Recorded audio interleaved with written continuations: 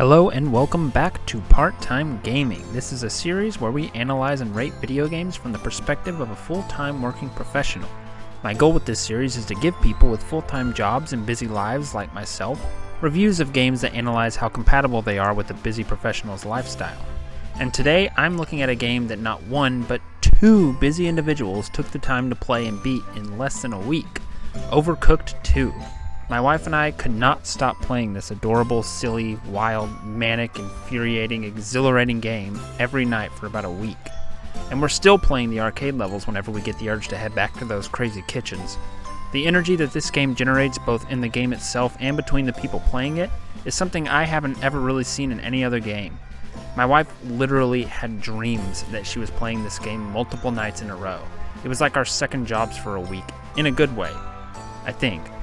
It just really infects you and makes you want to jump back in and get cooking. But while the highs reach all the way to the clouds, the lows descend into the deep, dark abyss. So without further ado, let's head to those kitchens and discuss how well Overcooked 2 fit into our lifestyles and why we talked about skipping work to play it so much. Our first category is session length, which is how long a general play session needs to last to be satisfying, and I think this is where Overcooked 2 really shines. You can jump on with a partner, play one story mode level or an arcade session, and be done. Because in that one level you will be strategizing with each other, cooking and serving meals, cleaning dishes, and absolutely losing it when things go wrong, all within 3 minutes of each other. Each level that you can play is packed with little events that keep things interesting, such as cars driving to the middle of the kitchen, or fireballs spitting fire everywhere, or the food containers suddenly shifting around. All of these things happening in a short period of time, while you and your partner or partners frantically try to get meals cooked on time and in order without burning something, means that so much gets packed into each little level. Most of the levels last from 3 to 6 minutes, and you really only need to play one to feel like you got a good experience from the game. But the game is so much fun that you'll probably end up playing for a few hours at a time anyway. I really don't have anything negative to say here, honestly. The time commitment needed to truly enjoy this game is able to be so small that even someone with hardly any time for games can manage to get the most out of it. But on the flip side, the short levels and insane gameplay mean that you can easily enjoy playing the game for a long time before getting too burned out by it. I give Overcooked 2 a 10 out of 10 in the session length category.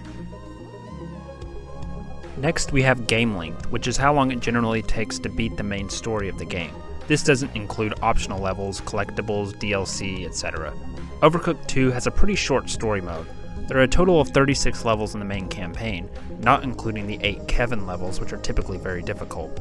Kevin is the Onion King's dog, who is incredibly cute and who the Onion King frequently has one-way conversations with while Kevin barks in response. It's all very adorable. 36 levels sounds like a lot, but it's really not in this game. My wife and I beat all of them in about 3 days, playing a couple of hours each night. Granted, we didn't go back through after beating the campaign to try and get 4 stars in each level, which is basically Overcooked 2's version of New Game Plus, but I'm not really looking at how long it takes to complete the game here, just how long it takes to beat the story, because that's all I have time to do in video games most of the time these days. On one hand, the short campaign is good in terms of the metrics that this video series looks at. If you work a lot and don't have too much time to devote to video games, then you usually don't want a game with a 100-hour campaign that will take you months or years to beat. And Overcooked 2's short campaign lends itself to avoiding that issue and has a fun, short-lived story mode that is easy to enjoy. And that's ultimately what I'll have to weigh the heaviest for the purposes of this review. But I would be remiss if I didn't say how badly my wife and I wanted the campaign to continue. This game is just so fun, and we had such a great time playing through the campaign that it was honestly a little jarring when it ended so early. And while the arcade mode is fun, it isn't quite the same as progressing through the levels in the story mode. And while yes, there is DLC, I'm only looking at the core story mode that is included in the base game in this review. Overall, Overcooked 2 has a great story mode that doesn't overstay its welcome by any means. So much so that when it's over, it will leave you feeling like there could have been more. I give Overcooked 2 an 8 out of 10 in the game length category. The next section is pick up and play. If you go several weeks or months without playing, will you have to spend a lot of time relearning the controls, objectives, and all the core gameplay? Or will you be able to jump right back into the action quickly? For Overcooked 2, we were able to test this both on ourselves with what it's like to not play the game for a little bit and then jump back into it again after a while, and also on a newcomer to the game to see how quickly they were able to get up to speed like us. In both cases, it is a fairly easy process to become a proficient chef and be able to tackle all that the game throws at you. It helps that the control scheme is very simple. The only buttons you'll use are the A, B, and X buttons on Xbox, along with the control stick. This keeps things extremely simple, although it does lead to some incredibly frustrating situations when you're frantically hitting one button trying to quickly do something, and your character keeps picking up random things or throwing food over the edge of a blimp. But I'm getting ahead of myself. I'll discuss all that in the frustration section of this video. In addition to the simple control scheme, Overcooked 2 has a replayable tutorial level that teaches you the basics, as well as the first several levels that essentially act as an extended tutorial. There are several levels in the story that introduce new mechanics, so it's really easy to pick these levels out and relearn a certain mechanic if you've forgotten since the last time you played, such as mixing ingredients or frying meats. Doing this really helped our third player learn the ropes very quickly when we introduced him to the game, and he was able to start helping us out on more difficult levels very quickly. Even if you're new or you haven't played the game for a while, it makes it so accessible to learn all the mechanics of the game in a natural way that'll have you making pizzas while the entire stage collapses around you in no time. You could argue that having to replay levels to relearn mechanics is a sign that the game isn't friendly in terms of how well you can pick up and play it, and that definitely has merit to it, but this game handles it so eloquently that it isn't really much of a drawback. It helps that these levels you have to replay to learn these mechanics are all really fun too. I'm giving Overcooked 2 an 8 out of 10 in the pick up and play category. Next up we have engagement. A lot of the times after work, you want to play a game, but you're so tired that you want to be able to just kind of zone out for a bit and enjoy something without any stress. Overcooked 2 is not the game for that. Like, at all. In any way whatsoever. The game even tricks you by playing super relaxing menu music that lulls you into a false sense of serenity. But believe me, there is nothing serene about this game. It is hectic and fast and unpredictable, and you have to be totally and completely engaged and focused to succeed while playing this game. The way Overcooked 2 works is that you get orders that you have to fulfill in order to earn the maximum amount of points, meaning that while you are cooking meals, you also have to be looking ahead at what orders are going to be coming down the line so that you can be preparing multiple orders at the same time. So you can't even just focus on the task at hand, which is already hard enough. You have to be thinking ahead and planning for what's coming down the line 2, 3, or 4 orders ahead. And you have to do all this while crazy things are happening around you, such as cars driving through the middle of your kitchen, or stairs appearing and disappearing, or portals moving, or conveyor belts running that you pick the direction for by pushing a button, or the kitchen being split into 2 separate rafts which float around each other and constantly change position.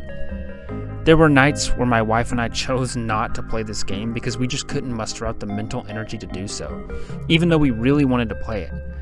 And it's a tough thing to judge because on one hand, I wouldn't want to change the chaotic energy of this game because that's part of what makes it so special. But on the other hand, it was disappointing when we had those nights where both of us wanted to play it, but we ended up not doing so because we knew it would just be mentally draining. This game is best enjoyed in small chunks because anything more than that becomes taxing on your mental energy. It really is unfortunate because if it weren't for that, I could see myself spending hours and hours playing this game over a very short amount of time. But as it is, I just can't do that. I give Overcooked 2 a 5 out of 10 in the engagement category. Now we get to what is definitely going to be the lowest scoring category of Overcooked 2, frustration. This is an incredibly fun game, but man, oh man, is it full of frustrating moments. There is a lot of tension and heart-pounding moments throughout this game, and you'll be trying to fly through orders as quickly as possible by performing efficiently and doing as many tasks as possible simultaneously. The issue that arises here is one I mentioned earlier. There aren't many buttons that are used in this game. Almost every button has multiple uses, and things start getting mixed up very quickly in the heat of the moment. You'll be trying to quickly put a steak on the chopping board to cut it, but will instead accidentally throw it across the kitchen, which can be disastrous on some levels. Or you'll try to pick something up that's right in front of you, but you'll start picking up everything else around you instead. Or maybe instead of putting an egg on the counter to use later, you'll accidentally put it into a mixing bowl with other ingredients, causing that entire meal you have been prepping to need to be thrown away because you can't take the egg back out. These errors cost you time and tips from customers and can be the difference between 2 or 3 stars in the campaign. I asked my wife her thoughts on this topic, and she mentioned something that I had honestly blocked out of my memory. There are some levels that will literally just spit fire out and cause you to have to stop what you're doing and grab a fire extinguisher and put them out. Sometimes the fires can even trap you and your partner will have to come and save you. These were honestly some of the worst levels and would leave us not wanting to play them again, which typically is not how we would feel when we completed the other levels. Also, there are certain levels where it feels like one player has way more duties that only they can perform, leaving them overwhelmed and scrambling while the other player spends a lot of time just sitting around feeling useless. Another frustrating mechanic involves how the orders are handled. Each order has a time limit in which you can complete it and get points for it. On some levels, when that time limit is up, the order disappears and you have to just move on without getting any points for that order. However, other times, when an order reaches its time limit, the game will penalize you by taking points away, but the order will still be there. You can then fulfill it and get points for it despite the fact that its original time limit expired. We couldn't figure out why this would be different between levels, but it honestly caused confusion and frustration when we were in the middle of preparing orders and didn't know if an order that was about to expire would let us just fill it anyways afterwards or not, so it was hard to plan around it. As you can see, there are both big and little aspects of this game that lead to frustration and burnout. There were some times when we would finish playing a particularly awful level and just have to stop playing for the night because it was annoying us too much. And that's just not a good feeling to end a play session on. I give Overcooked 2 a 3 out of 10 in the frustration category. I think it's pretty clear that this game is special to myself and my wife. It brought us together in a way that many other multiplayer games can't. There is such an immense amount of wild and chaotic energy that penetrates every inch of Overcooked 2. The range of emotions that you can experience in just 3 minutes of playing this game is honestly unreal and a testament to how unique of an experience it is. It's such a fun party game that everyone can enjoy and has brought hours of entertainment to my family. It certainly isn't perfect, and sometimes you just have to take a break from it. But when you do come back to it, you're going to have a wild time. Overall, Overcooked 2 earns a 6.8 out of 10. It's got some issues, but for someone who spends most of their time working and just wants to spend some time having fun playing a goofy game with their family and friends, not much beats it. This has been Part Time Gaming. Thank you, and God bless.